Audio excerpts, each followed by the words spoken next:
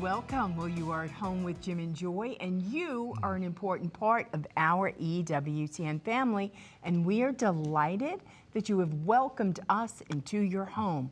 We would love to hear from you, so send us an email with your question or your comment to jimandjoy@ewtn.com. And today we're very excited. If you watched the Mass yesterday, on Monday, Father Joseph Tuscan preached, and so today he's going to be on our show with Colleen Mcdanald, and they are the Director General and the President of the Arch Confraternity of Christian Mothers, respectively. The Arch Confraternity of Christian Mothers is a growing international movement of Catholic moms and women who encourage and equip women in the church to grow in holiness and vocational strength. You could go out to their beautiful website, christianmothers.org.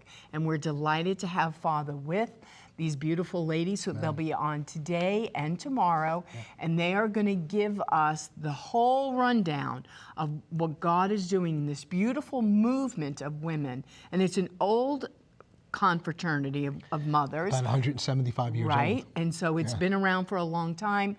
But today, in this season, 2024, we need this group, and so do you.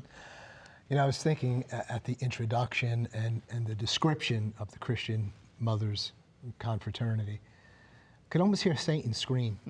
You want to hear Satan scream? Just tell him, we want to disciple our women, our daughters, in the way of holiness. Holiness. That should strike fear in the heart of Satan, because we see girls so sexualized in this culture preying upon little girls, defining for them what it means to be beautiful and a woman. But this group wants to raise them up in the way of chastity, the way of holiness, the way of the joy of the Lord, so that all this other stuff, all this falsehood would pale into insignificance. Why would I go that route, these women would say, when I have such a high and lofty view, the feminine genius, and of my Lord, of Our Lady, the Immaculate Heart of Mary, Our Lady of Sorrows. I could live in this world even in the midst of sorrows, and God will do great things. Anybody need support? Any mom, any woman out there? This show is for you today. Go to christianmothers.org. Is that right? christianmothers.org. We'll be right back. Plenty more to come. Please don't go away.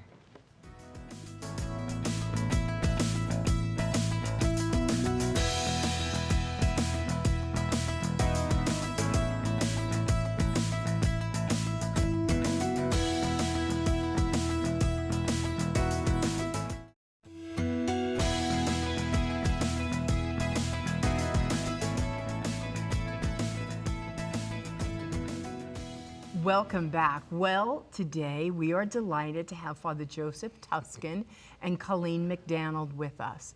They are the Director General and the President of the Arch Confraternity of Christian Mothers, respectively.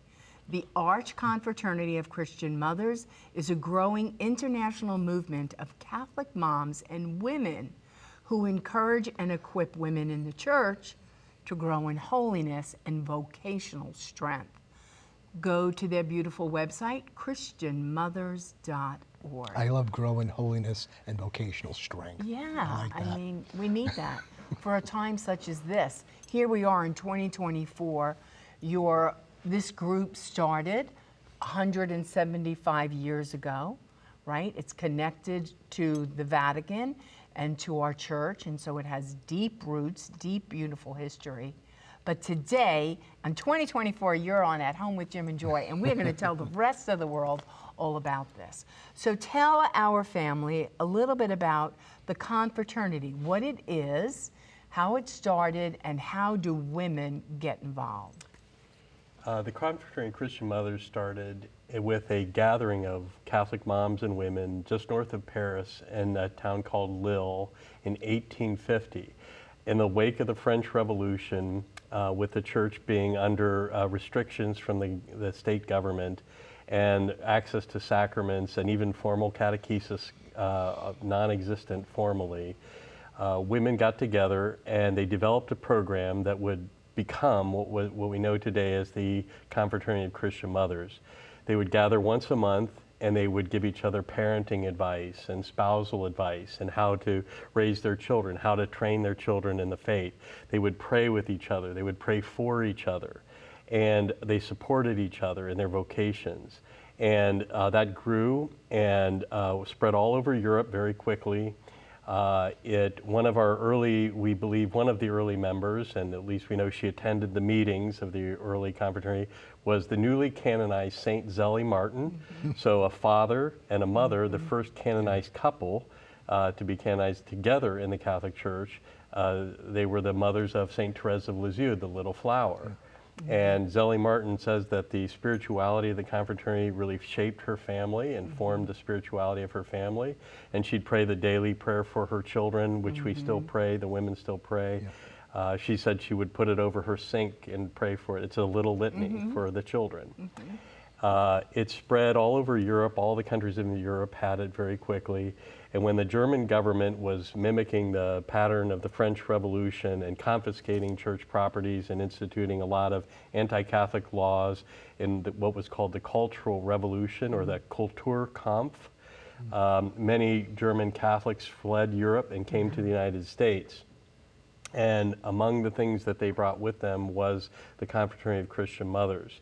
The German immigrants settled all over the country, but one of the centers that they centered in was in Pittsburgh, because the men were working in the steel mills in the borough of Lawrenceville, where I currently live.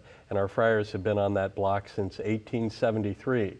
The German immigrants preceded us there, and the women in that parish, St. Augustine Parish, had gotten the Confraternity of Christian Mothers started already. When the friars arrived in 1870, they arrived about 1870. When the friars arrived in 1873, appointed by the Bishop of Pittsburgh, they started helping with the Confraternity of Christian Mothers. In 1881, Pope Leo XIII raised that parish to an arch-confraternity status, which gave it jurisdiction to promote the movement of the Christian mothers throughout the country and North America. So I have jurisdiction in both French and English-speaking Canada, Guam, Hawaii, and Puerto Rico. And over thousands of groups have been started since its foundation in the United States. And one of our priests, Capuchins, have been serving the Confraternity of Christian Mothers since 1881. The previous director was very familiar to EWTN viewers, Father Angela Shaughnessy. For people who have been viewing the network for many years, they knew our very holy Father Angela Shaughnessy, who served as the national director or the director general for about 10 years before he died. And so then after Father passed, then that became your desire to do that, and now you're all over the place doing this. Well, it became my desire because of these knots that I have on this cord. I understand. My life is not my own. That's right, one of obedience, right? Yes. So the superior approached me and asked if I would take on the confraternity, serving the confraternity, which I was happy to do. Father and I were dear friends, and I was happy to inherit his work.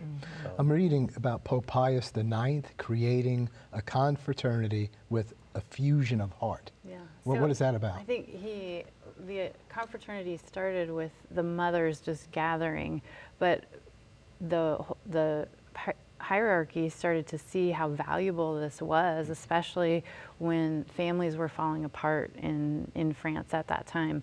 So they took their idea of gathering these mothers together and uniting them in prayer to the Holy See. And so the difference in the confraternity versus other mothers groups is that the church has given approbation, canonical status to the confraternity. So we actually have special graces and status in the church that isn't accorded to other groups. And so this quote that you're reading is from Pope Pius IX when he established. He said, you know, we already have confraternities for all sorts of other groups, but we don't have anything for mothers. So this is where he says he blesses this with an effusion of heart. He was very excited, and since then many popes have also given their blessing and hope that this would spread through mothers through the church. And especially during that time when men were working, right? Or men were going off to war. Women needed a place where they could say, this is my group. this is my niche, these are my people, because they suffer alongside with you. They'll mentor you, they'll disciple you. It's a beautiful give and take of a love relationship. And then they can also have their children, raise up their children, disciple holy men and women, hopefully, right, for the church. I mean, everybody wins in that situation. And so during this time, how do women get involved? Like, so what if I'm not a mom? Does that exclude me, or are women welcome? No, all women who are supportive of the mission, which is to educate our children in the Catholic faith and to pray for each other. And my favorite thing about the confraternity is that we actually participate, because we have that canonical status, we participate in the prayers and good works of other members. It's not just, you know, somebody else praying for me, but if you become a Christian mother here in Alabama, your prayers for your children are effective as though they were mine for my children. So you have throughout the world thousands and thousands of mothers praying and trying to educate their children and lift them up in the faith. And to me, that's what the church needs. That's the kind of evangelization that is natural. It's God-given. He's given me my children. I want to share the faith with them and with all the other children of the members of the confraternity. Well, it reminds me of the sacraments, you know, the special graces that are there beyond what you can kind of pull off on your own. And what I'm hearing you saying is you all are really hooked into the Vatican's hooked into you. And I know that I'm a part of a fraternity of Dominicans, and they said, well, we connect together, and if you remember us, we're remembering you. Yes. And so every time I pray the rosary now, it was kind of an alone thing that I was doing, but I always remember this fraternity, and I say, Lord, everything that they're doing, I bless, because they're blessing me. Yeah. And it's kind of like, woo, it just kind of builds you up, and how much we need to know that we're not alone. Yeah, in the Introduction to the Devout Life, St. Francis de Sales encourages people, join all the confraternities in your area that you can. And so I'm a member of the Confraternity of the Holy Rosary and the Angelic Warfare Confraternity, and through that, all your prayers are really amplified in this magnificent manner. Yeah. One of the special advantages also of the confraternity structure is that it allows women who do have large family. Colleen has 5 wonderful boys and a wonderful husband. We have women in the confraternity who have large families, and if they're young moms, you know, one of the things I've learned not to say to young moms that homeschool their children is, here's something else for you to do, right? Because it was designed by women for that very purpose, to support that very vocation. So, you know, we didn't come up with the structure and then give it to them. The women really basically came up with a structure that was supportive of family life. So unlike maybe a third order Dominican or Carmelite or Franciscan, where there's years of formation and a lot of extra duties outside the home, this is mainly something that women do at home. They do get together still once a month, briefly once a month. They join a parish mass. The local priest is the local director. I'm the national director. But it's not exhausting for priests. It's in fact helpful to priests because it builds up the family in their parishes. And the Christian mothers very concretely help the priests in their work in very practical ways in many parishes, and always have. And also they've given countless vocations to the church. In Pittsburgh, where I live, I'd say many, if not most, of the priests and religious in Pittsburgh, their moms were members of the confraternity. So it's a structure that is very accommodating for busy women, and allows them to receive all these graces. I was in, the confraternity is in Nigeria since 1920, and they are now affiliating with our archconfraternity, but I was over there visiting in 2019 for a month and went all over the country of Nigeria visiting them. And the Archdiocese of Lagos, Nigeria, there's easily 5,000 members of the Christian Mothers. We met with the Archbishop in Lagos, and his mom was a Christian mother. The Christian Mothers in Nigeria, in every diocese where they are, they pay for 3 seminarians' education every year. They fund orphanages around Nigeria for lost children, and they do incredible apostolic work, not only in our country, but also in other places where they are. I'll be in Guam in September. They have their, the Guam confraternities are incredibly active. They're a very vibrant group of moms and women, and they started there in 1948. I'm the keynote speaker for their gathering at the cathedral in Agana in September of this year. And we also have them in Honolulu, Hawaii, and I'm going to stop by and visit the Christian mothers, because somebody has to do it. Somebody has to go there. And but they're amazing women. We have them up in the South Marianas Islands of Tinian and Saipan, and they'll all be coming down. So and since I've been director, not because I've been the director, but since I've been director, there have been regularly new groups starting every year. We have new groups of confraternities starting around the country. And while some of the older groups have died out, we have new ones growing and ones that are reviving, and they're rediscovering the charism. We started a national gathering of the officers that we have now in Pittsburgh at the third week in July every year, and we're going to have about 150 or so women from all over the country in Pittsburgh at the end of July. They're officers of the Christian Mothers, and we have a very diverse group of women. We have them in big suburban mainstream Catholic parishes. We have them in African American parishes. We have now our first Hispanic parish in Washington, D.C. at the Shrine of the Sacred Heart is a brand new confraternity. And so we're translating all our materials to Spanish. The Mother Love book, which Colleen spearheaded the revision of, that just came out, 4.5 years of work she put into that with her group that worked on it. And we're translating that book to French and Spanish, and all the materials will be in Spanish. We have African American parishes down in Natchez, Louisiana, one of our most famous parishes. It's over 100. I was there for their 100th anniversary. It's an African American parish, very vibrant, wonderful parish down there at St. Augustine's. And we have them in the Latin Mass apostolates of the Priestly Fraternity of St. Peter, the Institute of Christ the King, and even some Latin Mass apostolates that are still in dioceses, diocesan places, diocesan parishes. So, and they get along really well. They're a very diverse group, but they have one goal in the front of them, and that's the family, and that's the rebuilding of the family through encouraging, supporting, and inspiring the mothers and the women. Beautiful. We're going to hold you over for the final segment. There's so much more to share, and thank God we'll have you back on Thursday as well. So hope you're being encouraged in this. The nation, the church goes the way of the family, and mother's so central to that family. We'll be right back. There's plenty more to come. Don't go away.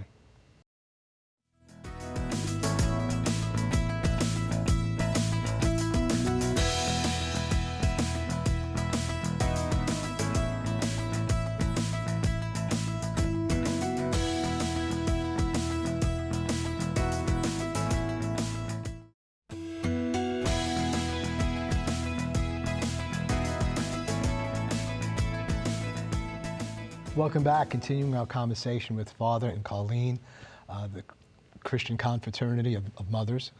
And so let's talk about people who are hearing the show, some of the women out there. How should they discern?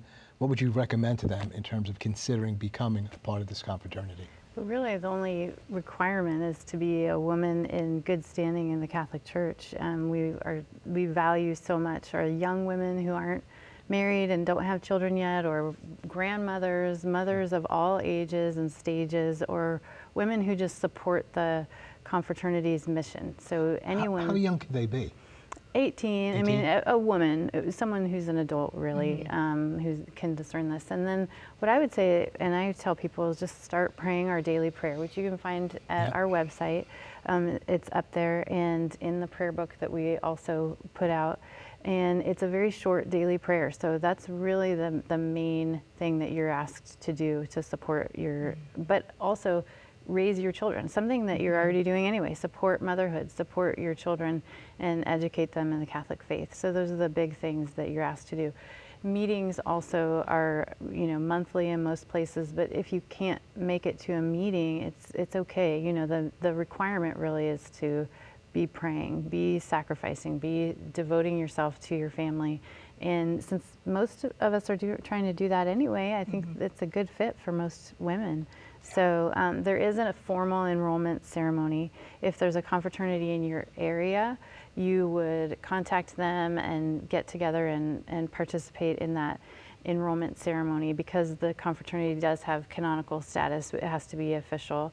But beyond that, you're just going to be participating and praying.